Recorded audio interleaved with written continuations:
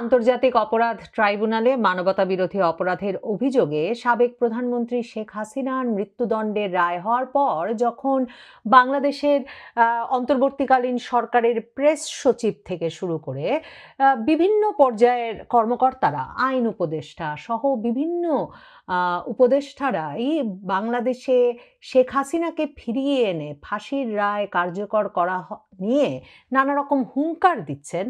এবং বাংলাদেশের রাজনৈতিক দলগুলোর অনেকে, বিশেষ করে 2024-এর বিপ্লবী যে ছাত্র নেতারা, তারা বলছেন যে এই রায় কার্যকর করা না হওয়া পর্যন্ত ভারতের সঙ্গে কিছুতেই সম্পর্ক স্বাভাবিক হবে না। ভারত যতদিন না শেখ হাসিনাকে ফিরিয়ে দেবে, এমনকি ধরেন হাসনাত আবদুল্লাহ, তিনি রোগশয্যায় থাকা গুরুতর অসুস্থ খালেদা জিয়াকে দেখতে গিয়ে হাসপাতালের বাইরে দাঁড়িয়ে সংবাদ মাধ্যমকে বলেছেন যে খালেদা জিয়ার ততদিন বেঁচে থাকা উচিত যতদিন বাংলাদেশে শেখ হাসিনাকে ফিরিয়ে এনে শেখ হাসিনার ফাঁসির রায় কার্যকর করা না হয়। খালেদা জিয়া যাতে শেখ হাসিনার ফাঁসি দেখে তারপর মৃত্যুবরণ করতে পারেন, সেজন্যই নাকি দেশবাসীর দোয়া করা উচিত। এমন সব হুঙ্কার এবং আলাপ আলোচনা যখন চলছে, তখন শেখ হাসিনা নিজেই এমন এক অডিও বক্তব্য দিয়ে বসেছেন দলীয় নেতাকর্মীদের কাছে, যেখানে তিনি চ্যালেঞ্জ জানিয়ে ডক্টর মোহাম্মদ ইউনূস সরকারকে, বাংলাদেশের অন্তর্বর্তীকালীন সরকারকে বলেছেন যে সাহস থাকলে তারা যাতে প্লেন পাঠায় এবং সেই প্লেনে করে তিনি বাংলাদেশে ফিরে যেতে চান এবং দেখতে চান যে কার ফাঁসির দড়ি, কার বুলেট এত শক্তিশালী। শেখ হাসিনা এই যে এমন একটা বক্তব্য দিয়ে বসলেন, এটা কি রাজনৈতিক বক্তব্য? এর পেছনে কি কোনো যুক্তি নেই? দেখেন, ভারতের ভেতরে, সরকারের ভেতরে, ভারতের সাবেক কূটনীতিকরা সংবাদ মাধ্যমের সঙ্গে আলোচনায়, কিংবা ভারতের অনেক বিশেষজ্ঞ আলোচনায় সংবাদ মাধ্যমকে দেওয়া প্রতিক্রিয়ায় ঠিক এই কথাটাই বলেছেন, যেই যুক্তির ওপর ভর করে শেখ হাসিনা এমন একটা চ্যালেঞ্জ ইউনূস সরকারকে দিয়ে দিলেন যে পাঠান না, প্লেন পাঠান, আমি সেই প্লেনে চড়ে বাংলাদেশে যেতে চাই। ভারতেও এই আলাপটা ভীষণ জোরদারভাবে আছে যে শেখ হাসিনা তো পালিয়ে কোনো খানা খন্দ, নদী নালা, ধানের ক্ষেত পার হয়ে তবে বাংলাদেশের সীমান্ত পাড়ি দিয়ে ভারতে ঢোকেন নাই। তিনি ভারতে এসেছেন বাংলাদেশের সামরিক বিমানে, এবং বাংলাদেশের সামরিক বিমান ভারতের আকাশ সীমায় ঢুকবে, এয়ার স্পেসে ঢুকবে, সেটি নিশ্চিত করতে ভারতকে বাংলাদেশের তরফে রাষ্ট্রীয় পর্যায়ে অনুরোধ জানানো হয়েছে। এবং সেই অনুরোধের প্রেক্ষিতে ভারতের শীর্ষ পর্যায় থেকে নির্দেশনায় এবং সিদ্ধান্ত গ্রহণের প্রেক্ষিতে সেই আকাশ সীমা খুলে দেওয়া হয়েছে এবং বাংলাদেশের একটা সামরিক বিমান, যেই বিমানে করে শেখ হাসিনা এবং শেখ রেহানাকে গণভবন থেকে ভারতে নিয়ে আসা হয়েছে, সেই বিমানটিকে ঢুকতে দেওয়া হয়েছে। শুধু কি তাই, 5ই আগস্ট শেখ হাসিনা যখন গণভবন ছেড়ে ভারতের সীমায় ঢুকেছেন, তখন তো সেই বিমানে, সামরিক বিমানে, তিনি এবং শেখ রেহানা ছাড়াও বাংলাদেশের শীর্ষস্থানীয় সামরিক কর্মকর্তারা ছিলেন। এবং কারা ছিলেন সেই শীর্ষস্থানীয় কর্মকর্তা, সেটা বাংলাদেশে রাগঢাক করা হলেও যেমন শেখ হাসিনা জানেন, শেখ রেহানা জানেন, সেনাবাহিনীর শীর্ষ কর্মকর্তারা জানেন, ঠিক তেমনি তো সেই বিষয়টি ভারত সরকারও জানে। কাজেই ভারত সরকারের প্রশ্ন হচ্ছে, সেনাবাহিনীর শীর্ষস্থানীয় কর্মকর্তারা সামরিক বিমানে করে একজন প্রধানমন্ত্রীকে যখন ভারতে রাষ্ট্রীয়ভাবে অনুরোধ করে এসে দিয়ে গেছে তাকে নিরাপদে রাখবার জন্য, তখন এটা নিয়ে বাংলাদেশের বর্তমান সরকার, যাদেরকেও নাকি আবার সেই সেনাবাহিনী বসিয়েছে, তারা কেন রাজনীতি করছে? শেখ হাসিনা সম্ভবত সেজন্যই জানেন ইউনূস সরকারের বা অন্তর্বর্তীকালীন সরকারের এ সাহস হবে না যে তারা বিমান পাঠাবেন যে বিমানে করে শেখ হাসিনা যেতে পারবেন দেশে। বাংলাদেশ সরকার একটা নোট ভার্বাল পাঠিয়েছে ভারত সরকারকে, যেই নোট ভার্বাল, এরকম একটা নোট ভার্বাল কূটনৈতিক যোগাযোগের একদম একটা খুবই প্রাথমিক পর্যায়, এবং এরকম একটা চিঠি বাংলাদেশ সরকার ভারত সরকারকে শেখ হাসিনাকে বিচারের মুখোমুখি করতে যাতে প্রত্যর্পণ করে দেওয়া হয়, সেরকম একটা চিঠি ডিসেম্বরেও পাঠিয়েছিল ভারত সরকার। তখনও বলেছিল যে তারা দেখছে, চিঠিটা মানে খতিয়ে দেখছে।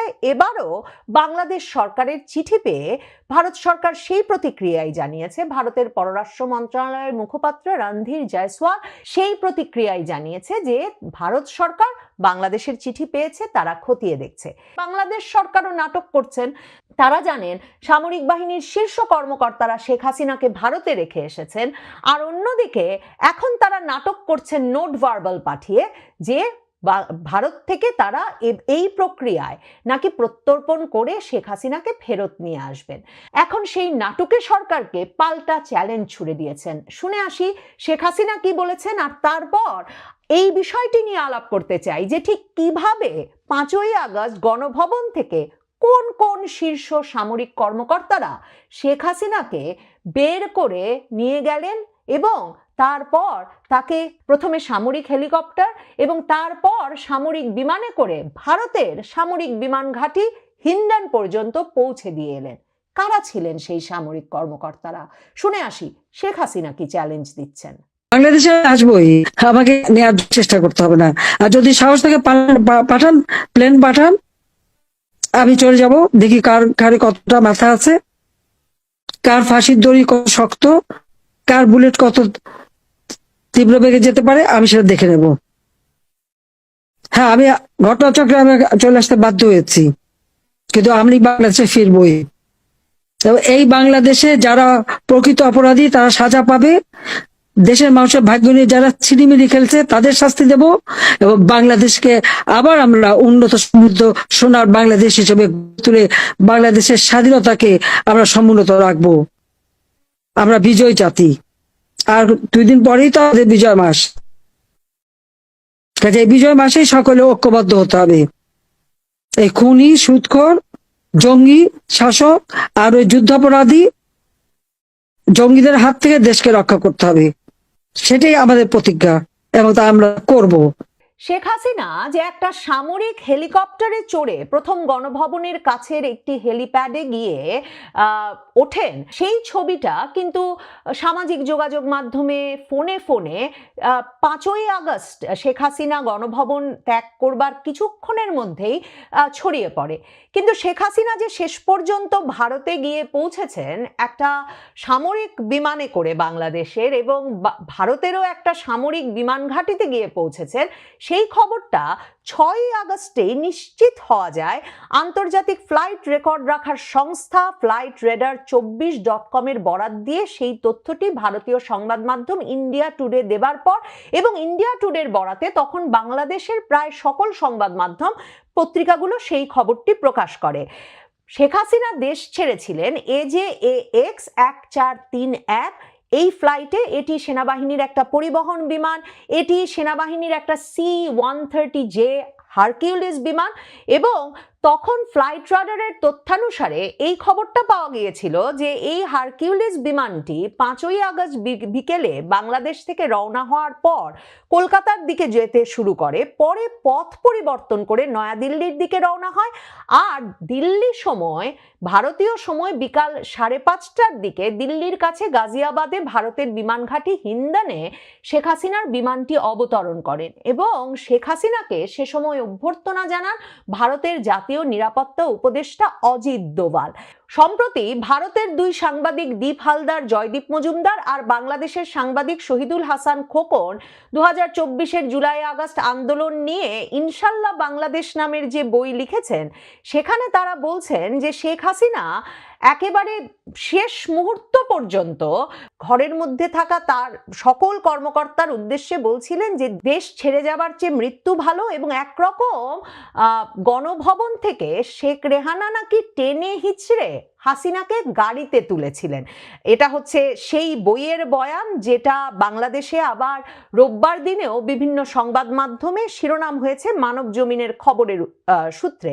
সেই বইটিতে লেখকেরা বলছেন যে বিভিন্ন বাহিনীর প্রধানেরা, দায়িত্বপ্রাপ্ত ব্যক্তিবর্গ, শেখ রেহানা, সজীব ওয়াজেদ জয়, কেউই যখন শেখ হাসিনাকে রাজি করাতে পারেন না এবং শেখ হাসিনা গোঁ ধরে বসে ঘরে উপস্থিত সকলের উদ্দেশ্যে বলেন যে দেশ ছেড়ে যাওয়ার চেয়ে মৃত্যু ভালো, তারপরে ভারত থেকে একজন উচ্চপদস্থ কর্মকর্তার ফোন আসে ওই বইটি অনুসারে এবং তাকে তারা বলেন যে আপনি যদি এই সময়ে দেশ না ছাড়েন তাহলে একদিকে যেমন আপনার জীবন বিপন্ন হবে, তেমনি আপনার যেসব কর্মকর্তারা আছেন, আপনার নিরাপত্তায় নিয়োজিত এবং ব্যক্তিগত কর্মকর্তারা, তাদের জীবনও বিপন্ন হবে। ওই সময়েই যেহেতু মানুষের ঢল গণভবনের দিকে আসতে শুরু করেছিল, সে কারণে তখন কাছের একটা হেলিপ্যাডে, গণভবনের হেলিপ্যাড বলছে বইটি, গণভবনের হেলিপ্যাডে নিয়ে যাওয়া হয় শেখ হাসিনা, শেখ রেহানাকে। সেখানেই তারা একটা MI-17 হেলিকপ্টারে ওঠেন এবং সেই হেলিকপ্টার করে তারা তেজগাঁও বিমান ঘাঁটিতে পৌঁছানোর পর সেখানে প্রস্তুত C-130J সুপার হারকিউলিস বিমানটি, মানে যে বিমানে করে পরে তারা হিন্ডন গেলেন, সেই বিমানটিতে তারা ওঠেন। এবং বইটিতে লেখা হচ্ছে যে ভারতের আকাশসীমায় প্রবেশের সঙ্গে সঙ্গে ভারতের কয়েকটি জেট বিমান হাসিনা ও রেহানাকে বহনকারী বিমানটিকে পাহারা দিয়ে নিয়ে যায় গাজিয়াবাদের হিন্ডন বিমান ঘাঁটিতে। এবং যেটা বলছিলাম, সেনাবাহিনীর সেই বিমানে, বাংলাদেশের সামরিক পরিবহন বিমানে যখন শেখ হাসিনা আর শেখ রেহানা গিয়ে হিন্ডনে নামলেন, তখন সেই বিমানে বাংলাদেশের সেনাবাহিনীর, সশস্ত্র বাহিনীর অত্যন্ত উচ্চপদস্থ কর্মকর্তারা ছিলেন।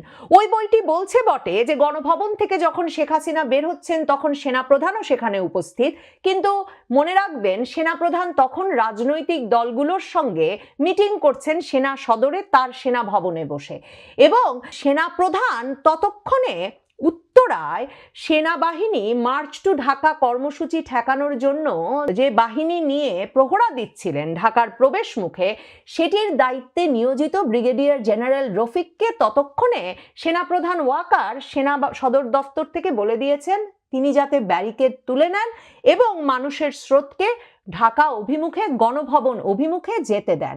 কাজেই সেনাপ্রধান ওয়াকার বিমানেও চড়ে বসেননি কিংবা তিনি ছিলেন না গণভবনে সে সময়। তাহলে কারা দুজন ছিলেন? এই বিষয়গুলো কেন ইউনূস সরকার জানছে না, জানাচ্ছে না, এর কৈফিয়ত কেন সেনাবাহিনীর কাছ থেকে নিচ্ছে না? আমার কাছে অত্যন্ত নির্ভরযোগ্য সূত্রে যে তথ্য আছে তাতে আমি জানতে পারি যে শেখ হাসিনার নিরাপত্তায় নিয়োজিত SSF স্পেশাল সিকিউরিটি ফোর্সের প্রধান জেনারেল নাজমুল ছিলেন শেখ হাসিনার সঙ্গে, মানে জেনারেল পর্যায়ের সেনাবাহিনীর কর্মকর্তা ছিলেন, শেখ হাসিনা শেখ রেহানার সাথে সেই বিমানে ছিলেন বাংলাদেশের কোনো একটি বাহিনীর সর্বোচ্চ কর্মকর্তাও। তো তাহলে ইউনূস সরকারকে শেখ হাসিনা আবার বিমান পাঠানোর চ্যালেঞ্জ দেবেন না কেন বলুন? শেখ হাসিনাকে যদি আবারও সর্বোচ্চ কর্মকর্তাদের, সর্বোচ্চ সেনা কর্মকর্তাদের প্রহরায় নিয়ে আসবার জন্য বিমান না পাঠানো হয়, তাহলে শেখ হাসিনা ফেরেন কি করে?